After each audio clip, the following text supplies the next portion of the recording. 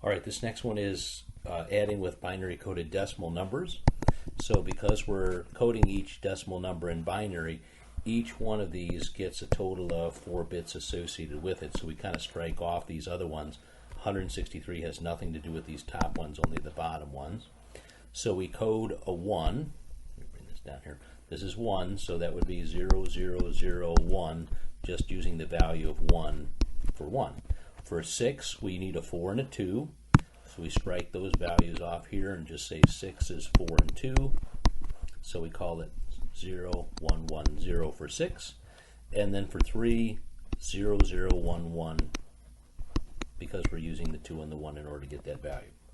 All right, so underneath there, we're going to add the value for 288. That's this value here. I'm going to do that in blue. 288 would be a 2 and nothing else. 8 would be a 1 and a bunch of zeros afterwards. And this is 88, so both of those are coded as 8 and 8.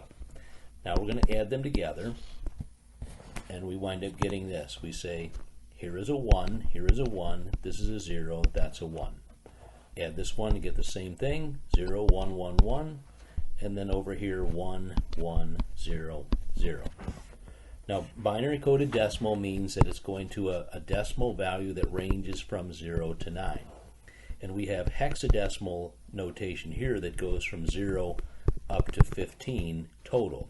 So if we ever go over 9, our technique is to add a value of 6, the separation between the two of those, and pass the carryover bit to the next one.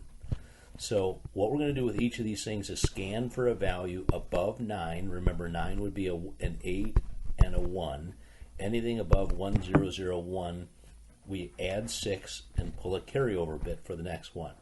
So let's go through and add 6. We're going to add to this. This is way over 9, right? This is a total of 8 and 1, or 8 and 2 and 1. That's 11. Since that's over 9, I'm going to add 6 to it and pull out any carryover bit. So that would be a 1. This is a 0, carry the 1. That's another 0, carry the 1. And that makes this 0, and then we carry the 1 over onto the next column. Okay, so this effectively becomes 1, 1, 1, 1, but this is BCD, so we're going to add to it 6. Let's add the 0, 1, 1, 0, and that one becomes a 1. This is a 0, carry the 1. These two combine to give you 0, but I've got a 1 there, so it's not going to give me a 0, it's going to give me a 1 with a carryover bit. This is 1 and 1 and 0. That gives me a 0 with 1 carryover bit. So over on this side, we have a 0, carry over 1, another 0, carry over 1, and that last 1 comes down here with no carryover bit. So this is my value. So let's see if we can interpret that value. This is a 1 in the 4's place, so that's a 4. This is coded as a 4 and a 1, which is a 5. And this is coded as a 1. So my output has got to be 451, which it is. If you just add these two together, you get 451.